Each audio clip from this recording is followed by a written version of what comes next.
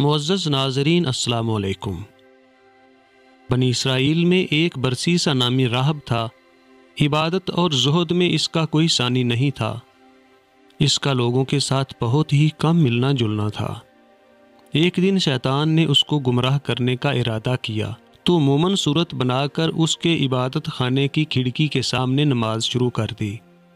برسیسا راہب جب عبادت سے فارغ ہوا تو کھڑکی کی طرف جھانکا تو اسے ایک مومن صورت شخص نماز پڑھتا ہوا نظر آیا جو حالت قیام میں تھا۔ برسیسا راہب جب دن کے دوسرے پہر ادھر جھانک کر دیکھتا ہے تو دیکھا وہی بندہ حالت رکوع میں ہے۔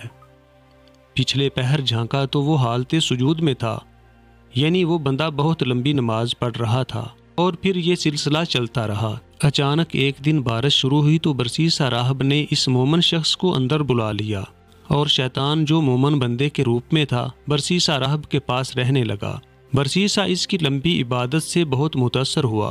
ایک دن شیطان نے برسیسا راہب سے کہا، میرا 1 سال پورا ہو گیا ہے، اب میں چلا جاؤں گا، لیکن میں آپ کو ایک تحفہ دے کر جا رہا ہوں۔ میں آپ کو ایک دم سکھاتا ہوں، آپ جس بھی مریض کو یہ دم پڑھ کر پھونک ماریں گے وہ ٹھیک ہو جائے گا۔ ناظرین، شیطان برسیسا راہب کو یہ دم سکھا کر چلا جاتا ہے۔ ناظرین، اس وقت کے بادشاہ کے 3 بیٹے اور 1 بیٹی تھی۔ شیطان شہزادی کے پاس آیا اور اس کا گلا دبا دیا۔ شہزادی کو دورے پڑنے شروع ہو گئے۔ بادشاہ نے اس وقت کے حکیموں سے علاج کروایا لیکن فائدہ نہ ہوا۔ بادشاہ کے دل میں شیطان نے یہ بات ڈالی کہ اس لڑکی کو فلاں بندے سے دم کرواؤ، لہٰذا شہزادی کو برسیسا راہب کے پاس لایا گیا۔ برسیسا نے جب شہزادی کو دم پڑھ کر پھونک ماری تو شیطان نے لڑکی کو چھوڑ دیا اور لڑکی بالکل ٹھیک ہو گئی۔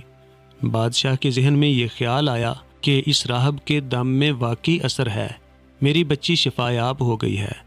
1 ماہ بعد شیطان نے شہزادی کا دوبارہ گلا دبایا تو اس کو دورے پڑنے شروع ہو گئے۔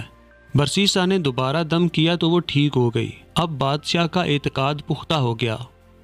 انہی دنوں بادشاہ کو اپنے شہزادوں سمیت ایک جنگ پر جانا پڑا۔ بادشاہ نے بڑے اصرار کے ساتھ اپنی بیٹی کو راہب کے پاس چھوڑ دیا، کیونکہ اس کا خیال تھا کہ اگر میرے بعد میری بیٹی بیمار ہوگی تو اس کا علاج کوئی نہیں کر پائے گا، اس کا علاج صرف برسیسا راہب کے پاس ہے۔ بادشاہ نے برسیسا راہب کے حجرے کے سامنے ایک مکان بنوا کر اپنی بیٹی کو وہاں ٹھہرا دیا۔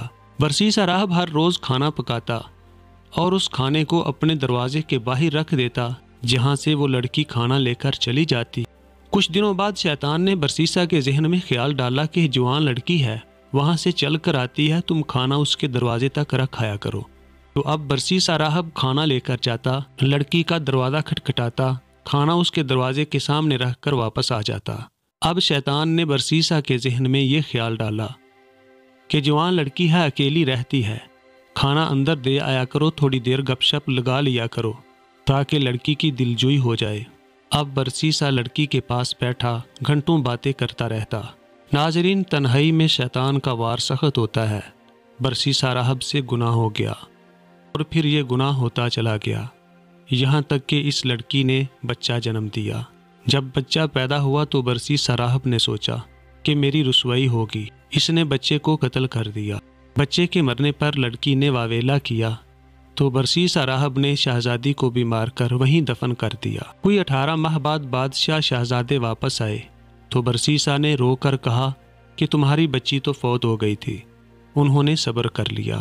رات کو شیطان شہزادوں کے خواب میں آیا اور انہیں ساری صورتحال بتا دی اور کہا کہ فلاں جگہ تمہاری بہن کی قبر ہے۔ یہ خواب جب تینوں بھائیوں کو مسلسل آیا تو انہوں نے جا کر اس جگہ کھدائی کی تو ساری صورتحال واضح ہو گئی۔ برسیسا راہب کو گرفتار کر لیا گیا۔ جرم ثابت ہونے پر سزائے موت کا فیصلہ سنایا گیا۔ جب برسیسا کی سزائے موت کا وقت آیا تو شیطان آیا اور کہنے لگا، اے برسیسا، تمہیں میری طاقت کا اندازہ ہے، اگر تم مجھے سجدہ کرو تو میں تمہیں بچا لوں گا۔ برسیسا نے یہ سوچا کہ بعد میں توبہ کر لوں گا، ابھی اس کو سجدہ کر لیتا ہوں۔ برسیسا نے جب اسے سجدہ کیا، اللہ تعالیٰ کے ساتھ کفر کیا، تو شیطان اس کے ایمان کو برباد کرنے کے بعد فوراً چلا گیا۔ جو ہی اس کا ایمان برباد ہوا، اسی وقت اس کو سزائے موت دے دی گئی اور شیطان کہے لگاتا ہوا چلا گیا۔ دعا ہے کہ اللہ تعالیٰ ہم سب کو ہمارے ایمان کی حفاظت کی توفیق عطا فرمائے۔ اور ہمیں ہر طرح کے فتنوں سے محفوظ فرمائے۔ ناظرین، امید ہے کہ ہماری یہ ویڈیو آپ کو پسند آئی ہوگی۔ ہمارے چینل کو سبسکرائب کر کے ساتھ موجود گھنٹی کے نشان کو پریس کر دیں۔ انشاءاللہ جلد ہی دوبارہ ملاقات ہوگی، تب تک کے لیے اللہ حافظ۔